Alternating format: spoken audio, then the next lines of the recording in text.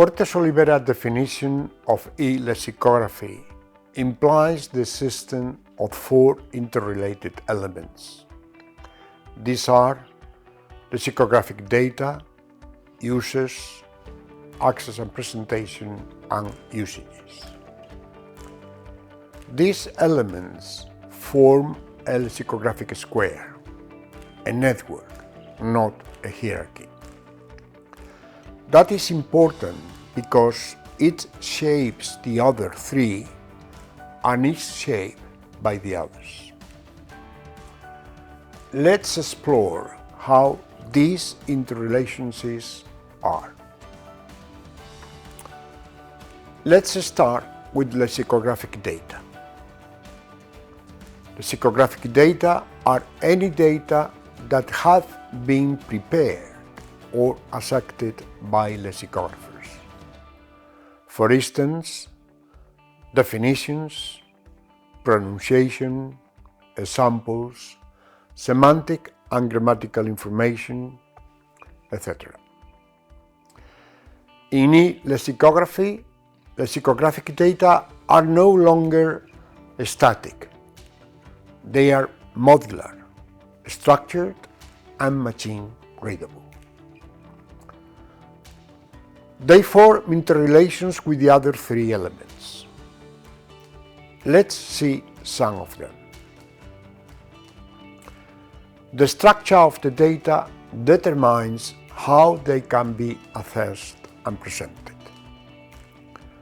For instance, multi-word lemmas demand access structures that facilitate the research, as users may not know how expressions are written or pronounced.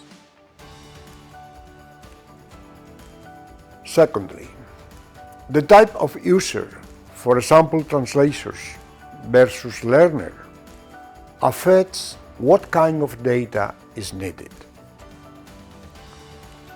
Translators need equivalents, whereas learners might not need them.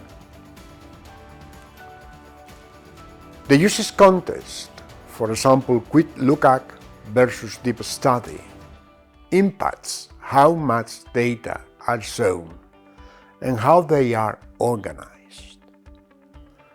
For instance, we need a table of contents or systematic introductions in specialized reference works. Uses are the second element of the lexicographic square. Uses are central, and they can be humans or non-humans, and they also interrelate with the other three elements. Here are some of these interrelations. Users influence how data are structured. For example, they are simplified for children versus they are very technical for professionals. Users shape presentation design. For example, the visual layout, the filters, the customization, for example, for deaf people. User profiles affect what usages the dictionary supports. For example, writing aid versus comprehension tool. Access and presentation are the third elements of the lexicographic square. And in digital lexicography, access and presentation are connected with the digitization of information activities. For example, with accessing curated data and presenting them to both humans and non-humans. In other words, how the data are accessed and shown is as important as the data themselves. We must assume that access and presentation are influenced by elements such as the following. Responsive design. That is a web design approach to make web pages render well on all screen sizes and resolutions, while ensuring good usability. Adequate use of filters, search bars, tooltips, etc. Preparation of multilingual displays and context-sensitive suggestions. Assets and presentation also interrelates with the other three. Here are some examples of these interrelations. The data structure must allow for flexible presentation. The fit-for-all presentation does no longer exist. Access methods depend on usage scenarios. For example, inline search versus voice input. Presentation needs to reflect the user's context and goals.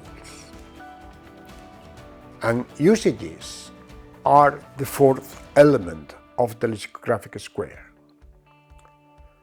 Usages refer to the practical purposes of the referent work. These can focus on communicative functions, for example, translation, on cognitive functions, for example, learning grammar, on operational functions, for example, a how-to manual, or on interpreted functions, understanding signs and maps. Each usage scenario demands a specific kind of interaction with the data.